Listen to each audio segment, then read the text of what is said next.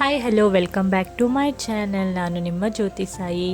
ಇವತ್ತಿನ ವಿಡಿಯೋದಲ್ಲಿ ನಾನು ಕಾಳುಮೆಣಸಿನ ರಸ ಯಾವ ಥರ ಮಾಡೋದಂತ ನಿಮಗೆ ತೋರಿಸ್ಕೊಡ್ತೀನಿ. ಈ ರೆಸಿಪಿನ ನಮ್ಮಮ್ಮ ನಮಗೆ ಜ್ವರ ಬಂದಾಗ ಇದೇ ರೆಸಿಪಿನ ನಮಗೆ ಮಾಡಿಕೊಡ್ತಾರೆ. ಬಾಯಿಗೆ ಅಂದರೆ ಟೇಸ್ಟ್ ಸಿಗಲ್ಲಲ್ವಾ, ಆವಾಗ ನಮಗೆ ಈ ಥರ ಒಂದು ರಸಮ್ ರೆಸಿಪಿನ ನಮಗೆ ಮಾಡಿಕೊಡ್ತಾರೆ. ಈ ರೆಸಿಪಿನ ನಾನೀಗ ನಿಮಗೆ ತೋರಿಸ್ತಾ ಇದ್ದೇನೆ ನೋಡಿ. ಈ ವಿಡಿಯೋ ಇಷ್ಟ ಆದರೆ ಲೈಕ್ ಮಾಡಿ, ಹಾಗೆಯೇ ಯಾರೆಲ್ಲ ನೋಡ್ತಾ ಇದ್ದೀರಾ ನಮ್ಮ ಚಾನಲ್ನ ಒಂದು ಸಬ್ಸ್ಕ್ರೈಬ್ ಮಾಡ್ಕೊಳ್ಳಿ.